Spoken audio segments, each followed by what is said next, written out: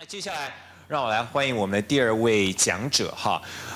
我知道大家都从资料上看到他的丰功伟绩哈，我就不多说了哈。我最想介绍他的是，他是我看过牙齿最漂亮的男人。牙齿最漂亮的女人是林志玲，她真的是我牙齿看到最漂亮的男人。待会你注意看看他，你就知道。The man with beautiful teeth, perfect teeth. 好了，今天我们的主办单位之一是 Canada 哈，那所以我要跟各位复习一下加拿大的地理哈，然后也告诉各位他是打哪来，你就会很感激他真的跑了很远很远来到我们台湾。好，加拿大地理来，假设这是一个加拿大的地图，小时候都念过，应该通通忘光了吧哈。好，加拿大分东边跟西边的，西边最大的城市我们刚才有讲到哪一个啊？谢谢 Vancouver 哈，我们不讲西边，因为我们今天来的贵宾都从东边来的哈。而东边有几个大城市哈，从东到中，我给各位介绍一下哈。最东边那个城市啊，大城市叫什么？啊？多伦多还没到，最东边的叫做 Montreal 比较靠近东边哈。蒙特楼大家应该听过吗？啊，非常冷，现在-15度了。啊，蒙特楼过来才是多伦多哈，多伦多已经比较靠中间一点哈，那多伦多是在靠中间一点的地方哈。那我们这位贵宾呢，他是在多伦多再往中间一点的地方哈，一个叫 Kitchener 的地方哈。那 Kitchener 这个是在加拿大的 Ontario 这个省哈，加拿大有10个省，还有3个 territories 哈。那至于省跟 territory 差别，你们自己去查，不是我们今天的主题哈。我们今天也要稍微认识一下加拿大这些朋友是从多么远的地方来哈。那他的公司叫 Industry Corporation， 翻成中文叫做工业公司哈。那故事从2008年开始哈。2008年有一个年轻人叫 Andrew， 问了另外一个年轻人叫 Tim 说 ，Would you like to start an empire？ Tim 说 ，Sure, why not？ 他们就开始了他们的旅程哈。他们的公司哈做非常非常多的音乐。做非常非常多的电视，当然非常非常多的游戏，也做非常非常多的 apps， 几乎在新时代媒体的产品，他们都包办了哈。那 Andrew 个人呢，其实就参与了大概100个 apps 啊、games 啊，或是音乐啊，或是电视的制作哈。那他从 Kitchener Ontario 一路跑来，非常非常辛苦哈。除了昨天晚上的顶泰丰之外，我希望待会大家用掌声给他一些鼓励好吗 ？Ladies and gentlemen, please welcome founder of Industry Corporation, Mr. Andrew Matlock. Watch his teeth. Watch his teeth.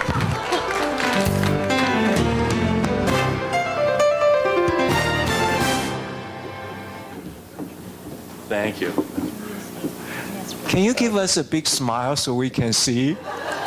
I'm just going to smile for 40 minutes straight. Great. Yeah, when the Internet of Things comes to teeth, I can talk about that. Thank you so much for that wonderful intro, Tom. That's really kind of you. Thank you so much for having me here back in Taiwan. I love this country.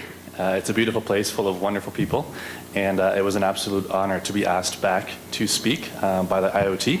I want to especially thank Jerry and Aaron for coordinating my travel here. Aaron was on the phone with me pretty much every day in December back in Canada just to get me back, so thanks, Aaron. I also want to thank Brendan for the fantastic intro before, and Sonia and Jesse and everyone at the Canadian Trade Office for having me. They were instrumental in getting me here to Taiwan last month in the first place, and to introducing me to a lot of your esteemed and prestigious companies, and I have them to thank the world for. I'm actually going to tell a pretty funny story that Brendan was a key part of, and Jesse and Sonia from last time. So I was part of a Canadian Foreign Affairs delegation that was traveling from Taiwan to Kuala Lumpur and then to Singapore. This is last month. I found out after I landed in Taiwan that a lot of countries in the world have this rule where you can't travel to their country if your passport expires within 6 months. This happened to me. Wow. This is the first time I've heard of it. So I actually landed a day in Taiwan. I landed the day after this happened to me, so I wouldn't have gotten into Taiwan in the first place, but the dates lined up. I couldn't leave the country, so I was stuck here for a whole day. I loved it. It was great news to me, and I couldn't wait to come back. So thanks, guys, for sorting out my passport issues. I now have a 10-year passport. I'm coming back lots, 10 times this year. Thank you. Okay, so I'm going to talk about Industry Corporation. I'm going to start with an overview of what we do. And for today's speech, I'm going to kind of give you a few minutes of what we do overall, including the entertainment side. and then I'll move into our Omnichannel, Innoservice, and IoT-related sectors. So you see Industry Corp is kind of split into 3 categories. There's the operations that are for us. So these are kind of internal projects, and they mostly revolve around media. So we specialize specifically in video games, and we have operations as well in music and television. We do a lot of work for clients, so we actually are a development services operation too. We do videos, we do artwork, and we do a ton of software, and actually most of my staff are engineers. So we produce games and apps, programs, networks, websites, client software, databases, all sorts of things. And then on the venture side, we specifically have 2 unique branches. One is called Monopolis, and one is called Industry Touch. And Industry Touch's corporate name is Industry Seal International, and that's the name you see on my agenda today. Industry Touch specifically sells 2 platforms that deal with IoT and Omnichannel. The first is Spark, and the second is mapped-in wayfinding. So I'm going to get to those topics in a bit. Okay, so this is kind of our plan to conquer the world, piece by piece. So like Tom said, our home is in Kitchener-Waterloo, Ontario. We're about an hour from Toronto. And Kitchener-Waterloo is known within our country and even worldwide as our version of Silicon Valley. So this is Canada's tech hub. This city was actually the birthplace of the mobile internet. So we are famous for BlackBerry. Oh. Yeah, which has had their rise and their fall, and now their rise again, and very Apple-esque story. Wow. Look at that. Thanks, Brandon. Yeah, so that's what put us on the map was BlackBerry. Now, despite BlackBerry's tumultuous history and past so far, the positive story there is that they actually helped to seed over 1,000 or 2,000 other tech companies in our city, and we are one of those companies. So we actually have former BlackBerry staff on our staff. We work with a number of people from the creative and the technical industry as a result of BlackBerry. Our neighbor actually is Google. So the Google head office in Canada is right next to us. We have Samsung and Square and Motorola and a bunch of fantastic companies that use Kitchener-Waterloo as their base within Canada or even within North America. And it's actually a very fun spot for IoT right now. Within KW, we have a lot of action happening around the quantum and the nano sectors. So this is one of the worldwide birthplaces of those new forms of computing that will kind of supersede digital and silicon. And that's still 15 to 20 years out, but it will be a major aspect in IoT. For instance, quantum sensing and quantum mechanics is going to be a huge part of placing IoT into everyday obscure devices and appliances like toothbrushes and toasters and whatnot. So that's a very fun aspect of living in Kitchener-Waterloo. We have a secondary office in Los Angeles, California, and that's a large part of where we do our media operation. And then actually right now, as we speak, we are expanding into Hong Kong and Singapore. We recognized that these are 2 key smart cities alongside Taipei in Asia. And it was kind of a nice epiphany to realize that my company had been involved with smart buildings, smart cities, smart retail long before smart had come around. So we're a natural fit, and we really appreciate the warm welcome into the Far East. This is a brief overview of my leadership team. I'm not going to go through each person, but you see me. You see Lynn there. She actually was the CFO of a massive incubator startup system. I'm not sure if you have the same thing here in Taipei. I'm going to ask some people afterwards, but she ran that system for a long time. So she's helped to seed those 1,000 tech companies. So she's very aware of IoT and all the major ramifications it has. We have my co-founder, Tim, the fellow empire builder, who's worked at BlackBerry and Zynga, which is a major games company. He's worked for major POS systems. We have Hamad, a entertainment distributor and media producer, also a fantastic sales fellow. We have Randy, our software engineer and key fellow. And then we have Dave in the entertainment side as well. So little do we know that we, over the years, have been assembling a dream team for kind of the meeting point between content creation and technology and how that applies to IoT as being critical. So I'm going to go a bit into that, starting on the content side. So we began 6 years ago. Tim and I were talking to each other, and we thought, you know what, we want to conquer all of these sectors and do all these fantastic things in technology and media. So where exactly do we start? Because we do need to apply our focus in some specific way. We decided games, because games are kind of the natural, challenging crossover point between content and technology. They're brutally difficult to engineer. They're a lot of fun to draw and conceive of, and it forces you to take a painstaking analysis of interfaces and graphics and art and the user experience. So even though it seems like it's a world apart, this is actually a crucial aspect of our emergence in IoT and in omnichannel retail. To date, we've produced over 40 games for all different genres and age groups for all the different platforms you see at the top there. And these are just a small sampling. Following games, we moved into operations in television production and music. And once again, it was a critical aspect in our understanding, the evolution of our understanding to do with how to apply to audiences. I look at television as a critical pairing with technology, television or film or even literature or any kind of media, including games. And the reason why that pairing is crucial is because people like us are seeing the future very clearly. We see the technology, we see IoT, we see how this is going to change everything, but the reality is that there are billions of people out there that need this education as well, and they don't have the benefit of coming to these conferences necessarily. So I see television, movies, and storytelling overall as the natural way to educate the masses as to what's coming, and we see a lot of that in science fiction. Moving on to our services side, this is an example of some of our artwork, and we also do videos as well. We've literally done everything. We've done public related materials, private related materials, and this has been a huge aspect of our interfaces and our design. So my company, having strong backgrounds in the arts, looks at IoT and smart retail and smart advertising from a very graphic-friendly origin, and that's, in my opinion, how you approach the common person is through a beautiful interface and through a beautiful experience, because everyone likes pretty things. Okay, now moving over to the more technical things. These are some of our partners and our clients on the software end. I'm just going to highlight NBC Universal, DreamWorks, and the Jim Henson Company, which are major Hollywood studios that we've built software and various products for.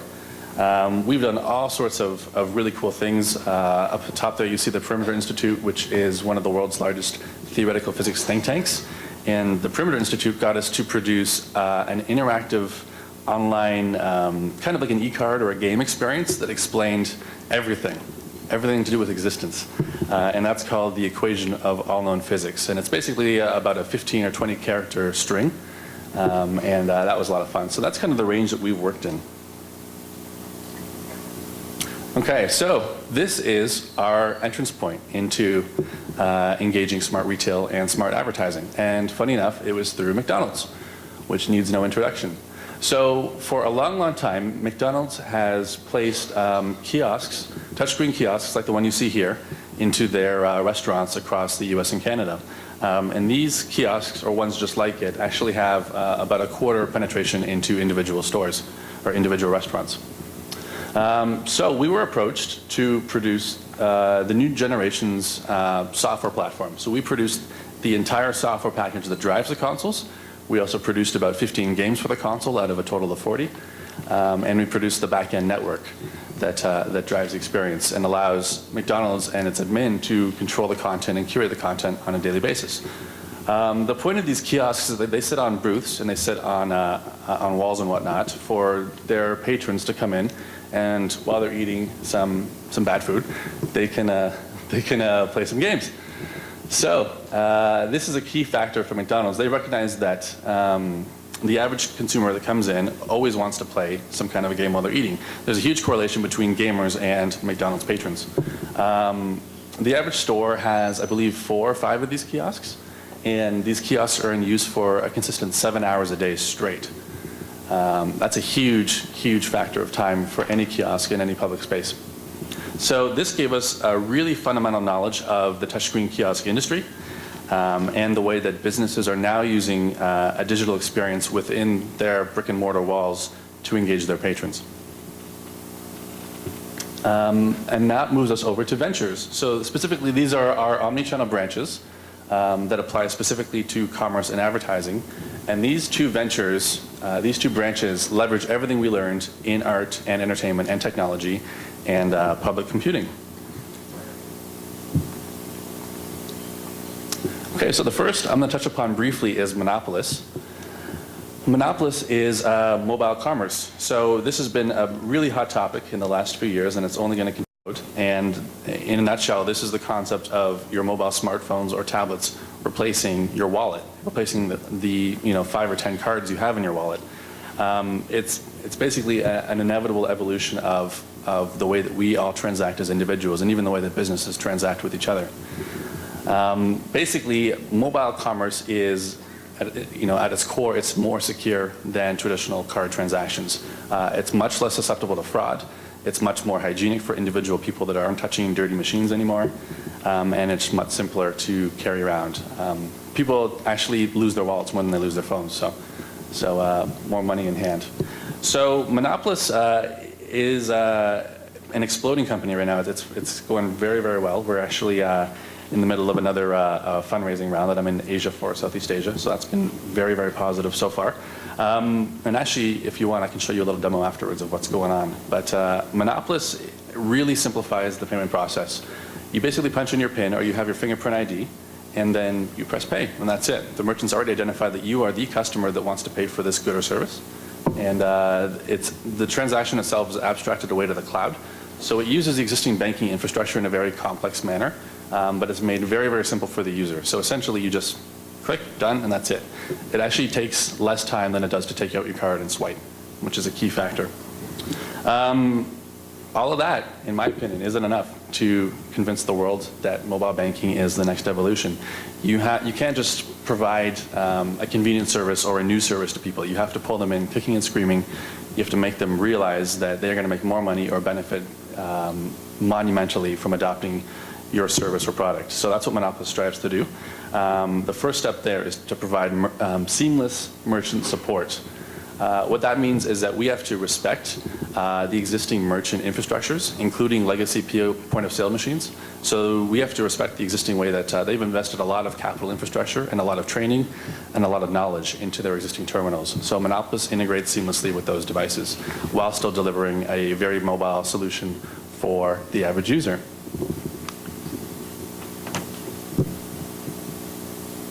Okay, now for the consumer, we needed to provide the best shopping experience possible. And again, this feeds back to the idea that we need to, we can't convince them. They need to convince themselves that they need this, and that this is easier to use than pulling out cash currency or pulling out their existing credit or debit cards. So first thing you do is you bribe them. You give them 5% extra spending cash. And that's a key critical factor, and that is made possible with our new paradigm that we've evolved with merchants and with banks as part of an ecosystem. Beyond that, we wanted to drive engagement and retention with our experience, which is in games. And alongside the Internet of Things, we've heard a parallel buzzword quite a bit, which is gamification. My background is in game theory and in game mechanics, and it's funny that everything in our lifetime experience can be commodified in some way to a game objective. Even if it's not necessarily fun, it's still a game. Every day when you want to commute to work, you're playing a game. Your objective is to get to work, alive and safely and productive. So gamifying is in every aspect of our existence as humans, all the way from everyday mundane tasks to playing a video game on a screen, which is a very tangible, realistic game experience. It's not long before games are going to infect everyday decisions, and to promote everyday decisions and to promote behavior within consumers. And a natural aspect of Monopolis is that we provide all sorts of real-world and virtual incentives and adoption techniques to drive people's shopping behavior. So for instance, someone mentioned coffee before. If you happen to go to the same coffee shop 5 times in a row 1 week, that coffee shop could give you a discount that you've unlocked. And maybe that discount is 20% off coffee for the next month. So we are at Monopolis incorporating lots of discount schemes that merchants can drive for their consumers. And these schemes involve all sorts of variables like habits, consumer proximity to actual stores, time. So time factors, for instance, if you've walked by a store, the store might push you promotions saying, hey, we noticed that you didn't walk into the store, but if you walk back in the next half hour, we're going to give you a 30% discount. That way the store is getting some kind of money that they wouldn't have otherwise had in the first place. So something's better than nothing. And typically, their margins are quite substantial, so they're making quite a bit.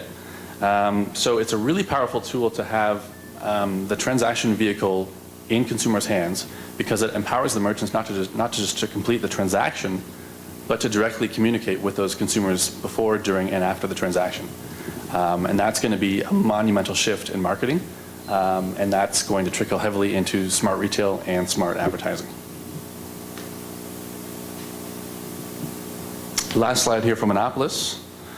We are standardizing interchange fees. So we've recognized, and we're one of the first smart retail companies to recognize that the real future income in banking is actually in marketing.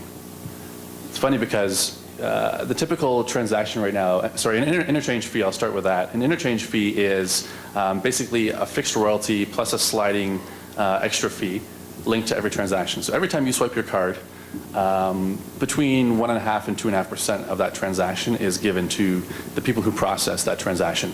That includes the issuing bank, the acquiring bank, the gatekeepers, all sorts of parties. There's actually about between 4 and 8 parties that get a piece of your transaction every time you transact. That's still a very limited fee. Now merchants hate it. They hate that there's like 300 different variations of this fee, and they hate that they have to pay it in the first place. From the banking side, they make a lot of money on this. In Canada, Visa is better known as a credit card company, but in reality, they are the biggest banking network in the world. They make, I believe, like 80 or 90 billion of their 120 billion gross per year out of just having the network. And that network just has relationships with various banks around the world. So all they are is a big server, a big database that is able to say, oh, hey, smartphone, or hey, credit card, I know what you want. I'm going to talk to the bank, and I'm going to make sure that you're giving your money for this transaction, and then it's sent to the merchant. So huge, huge market there, yet it's dwarfed by the power of marketing. How phenomenal would it be if every merchant could have a system where they only had to pay for marketing dollars when they were guaranteed a sale from the expenditure of those dollars?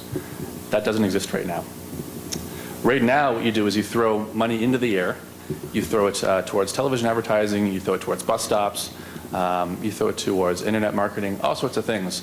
And there are ways to quantify the results, but it's tough to specifically determine if those results were only from those marketing dollars being spent, or if there was positive word of mouth, or if there are 1,000 other factors involved in someone's buying decision.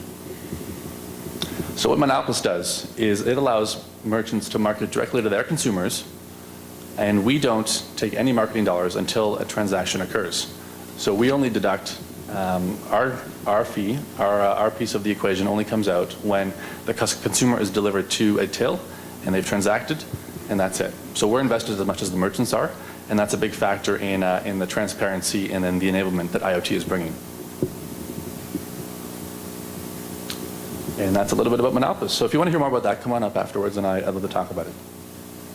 Okay, so this is the, now we're about halfway through, so don't worry, but this is the title of my presentation, and this is going to pertain specifically to the activities we do at Industry Touch. So, IoT-based Innoservice experience and opportunity of retail malls, omnichannel commerce with multi-screen interaction, and mobile indoor guidance.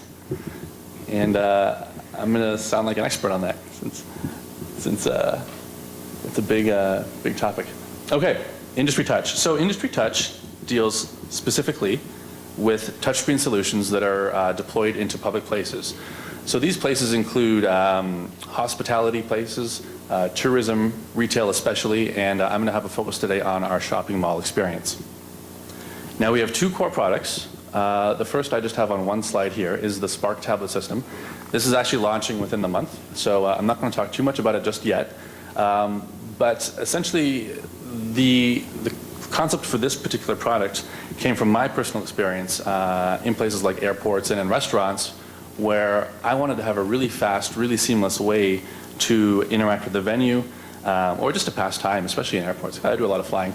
And it's just such a boring experience sometimes. So sometimes you can't get a Wi-Fi signal, you're worried about the security factors of your signal, or you just want to get on a computer. So that's where the Spark concept came from. So basically Spark is an out-of-the-box solution for any kind of business that needs to engage its digital customers. So these are designed for physical spaces. This could sit on a wall or on a table or in a booth or next to a chair. And it basically allows the merchant to pick it up out of the box. They can brand and curate the background and the logos and whatnot to make it look like their system. And then they're delivered an arsenal of programs and apps with which to interact with their customers. This includes restaurant menus. It includes flight time boards. It includes all sorts of proprietary games, access to movies and music and sports and news, weather, email, internet, all sorts of fantastic things. All of this is controlled from the back end. So on the right there, you see a web portal. All of this is controlled in a very simple manner through this interface. So full control is given to the merchant or the venue. And the key differentiator between this system, which deploys to all sorts of different Android tablets, the key differentiator is from, between our software and a retail tablet that you can get. So you can get like an iPad off of a store shelf, and that's fine. The key aspect that makes these tablets much more attractive to our venue partners is that it's a lockdown system. So users can't access the dashboard, they can't access Android, they can't use it to hack anything, they can't look at untoward content. They're kind of restricted within the parameters that the business sets for them, and that allows the business to curate the business experience and allows the business to engage the consumer in certain ways that makes the on-site experience more pleasurable or more lucrative for the merchant.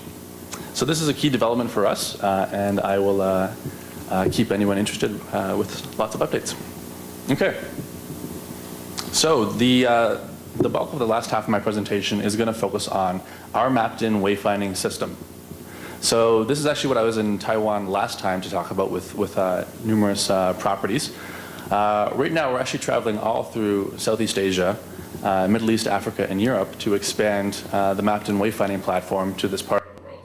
It's already proliferated all throughout North America. We've enjoyed partnerships with over 120 properties. We've mapped over 100 million square feet of commercial and real estate space. Retail space, and it's just taken off like wildfire. You can see the basic interface there. So I want to mention that every aspect of the interface is customizable, but this is kind of the basics.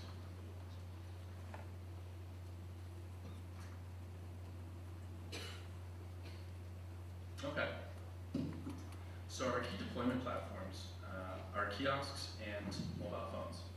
We also include deployments of all sorts of other platforms, including websites, but these are our two most popular packages.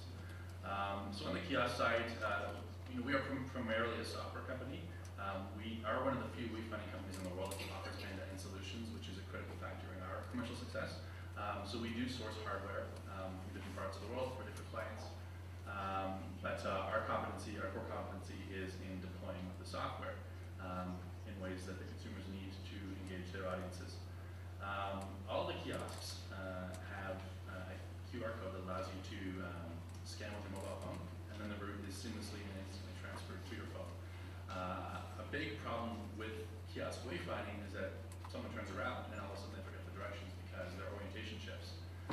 For people that aren't very spatially aware, that can be a real hurdle. So it's key for people with their mobile phones to have a live position update and to be told, in a straight line, where to go next. Both solutions also offer a wide array of items to engage audiences through messaging, promotions, through advertising, alerts, and both of these gather a ton of rich analytics in terms of user queries and user behaviors that can be delivered to the venue owner, like a shopping mall, to discover its most popular locations. So let me dive into that a bit more.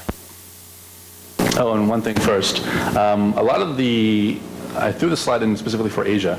A lot of our newer partners here have existing kiosks. Obviously, this part of the world is very proud and very competent when it comes to having a lot of fantastic hardware. And that's music to our ears because we just want to deploy software, and our software can deploy to almost any kind of kiosk hardware. So that's been a big part of our integration here in Asia. Some kiosks, the kiosk industry, at least touchscreen kiosks, we've seen them for about 10, 15 years now. So older kiosks might still have value inside of their encasement and inside of the touchscreen, but the computers just aren't there anymore. So we actually stepped around that problem by offering a very simple mini computer that can sit inside any kiosk and instantly update the system. So that's a huge cost savings factor for a lot of our clients. Okay. This is the 3D Smart Map that has put us on the map, made us a little bit famous. So the 3D smart maps are special first and foremost because they're 3D.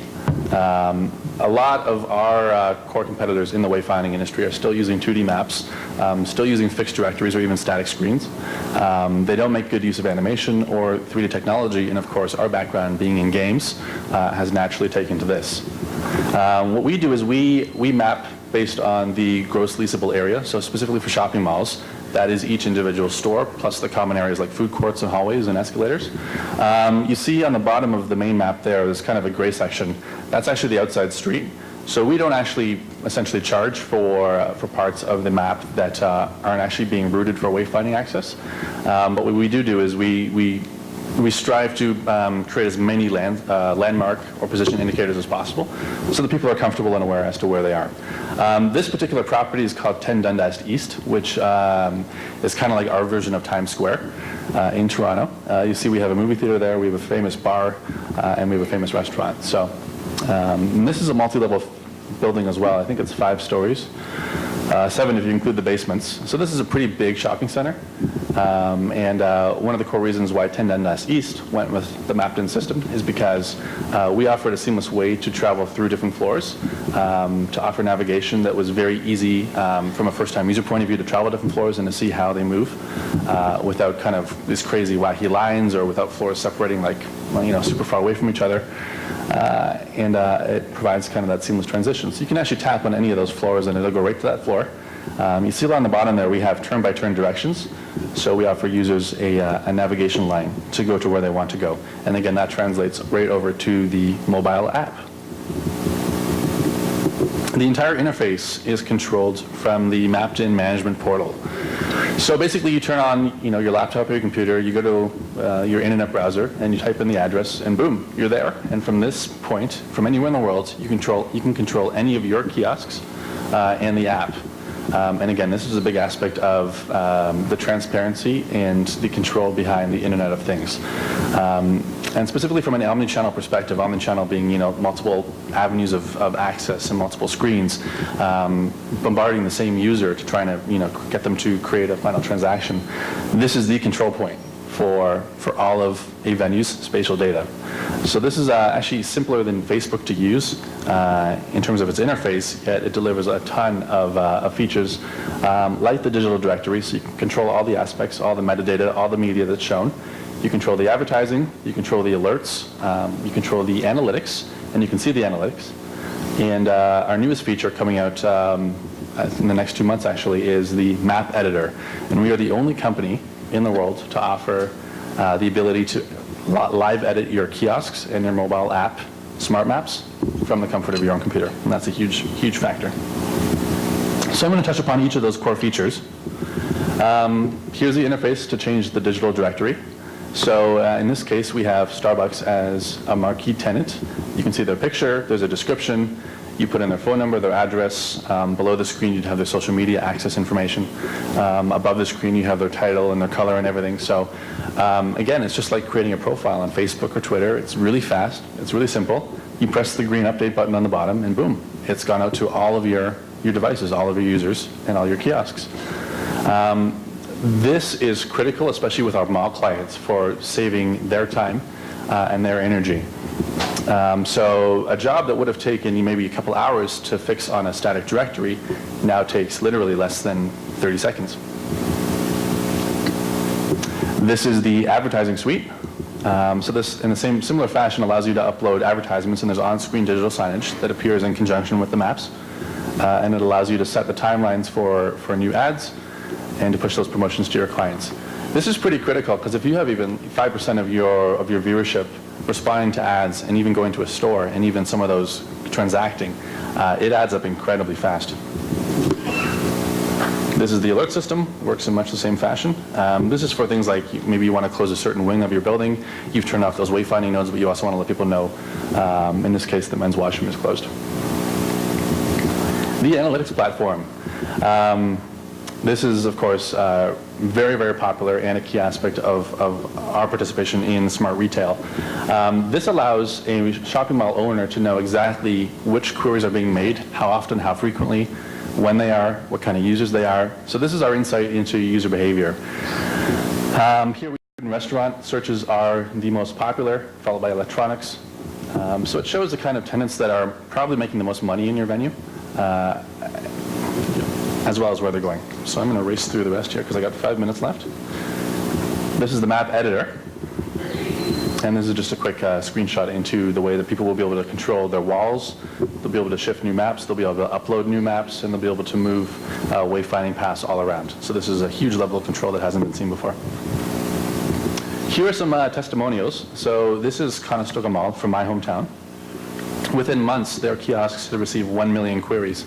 I think they have 3 kiosks, each positioned at major entranceways, and that was just a massive shift from their previous system. This is Sport Check, a national or even an international sporting goods retail store.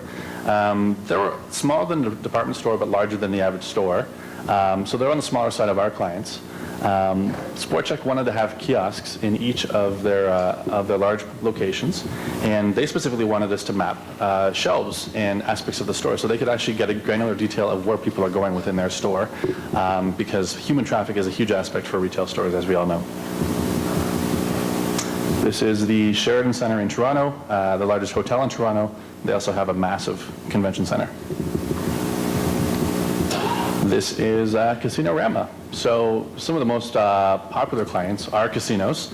Obviously, everything for them is about the bottom line, and it's all about delivering players to tables and shops as fast as possible. This is the University of Waterloo. This is our largest deployment to date. It was 60 individual buildings across 1,000 acres of land. Each building had multiple floors, just a massive undertaking, but something they critically needed to do to move over 100,000 students around every single day.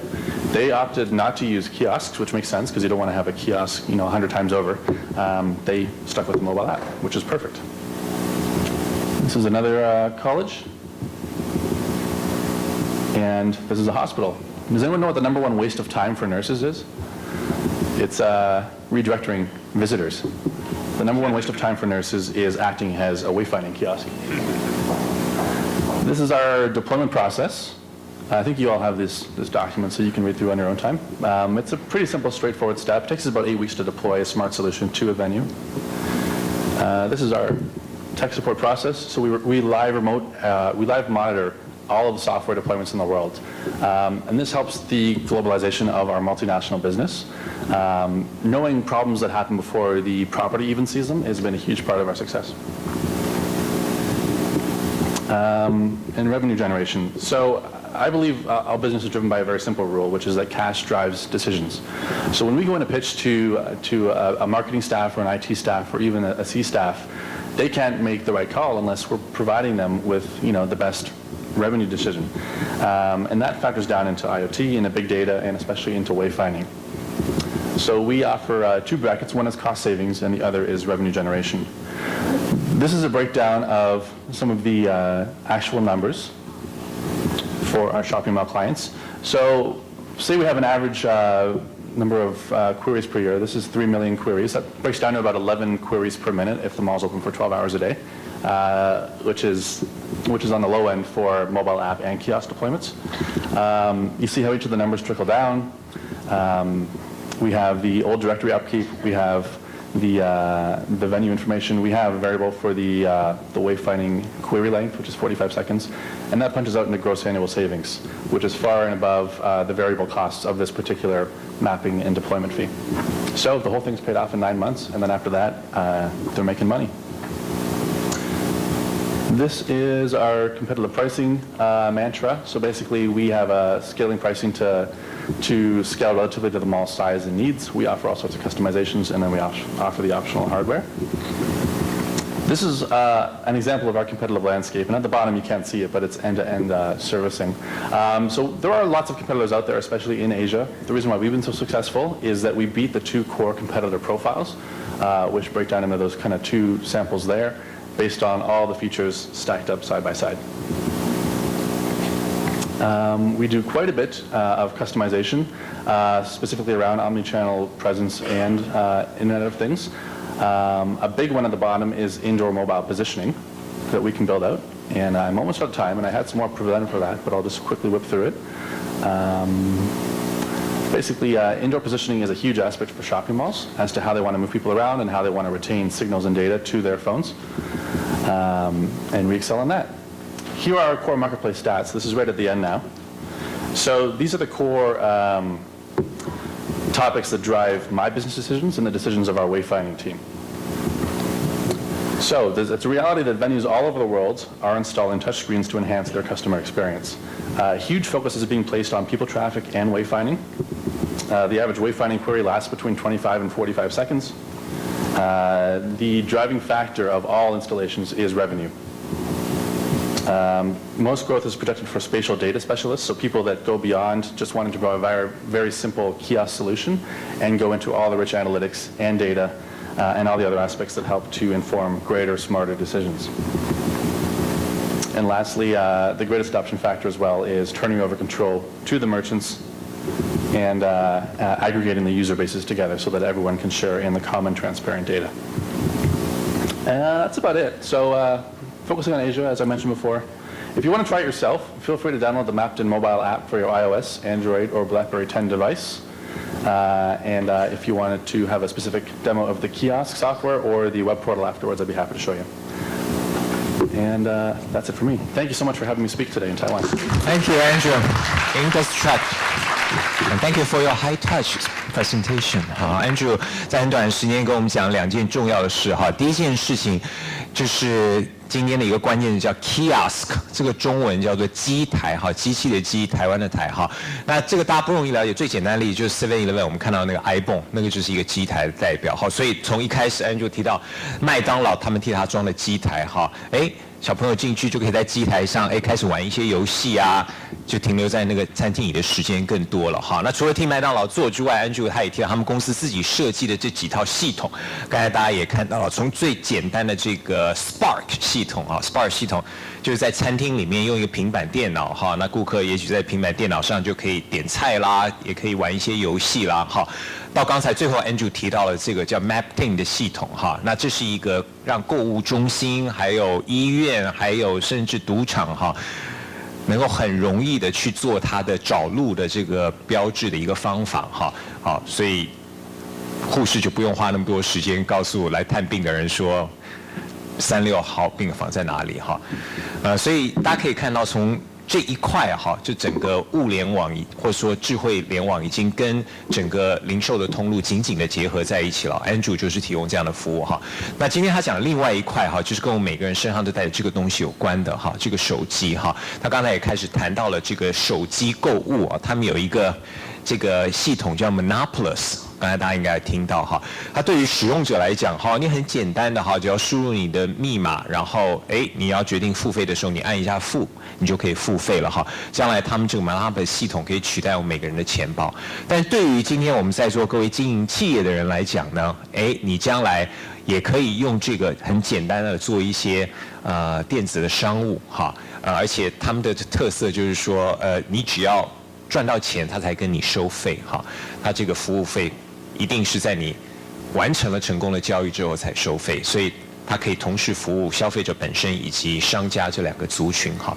所以2个系统哈，已经让我们开始对智慧联网有非常清楚的了解了。一个是用机台触动式的机台来让消费者跟商家产生连接，另外一个是用手机上的一些服务来让金流更加的便利哈。我们也再次谢谢 Andrew， Thank you so much Andrew 哈。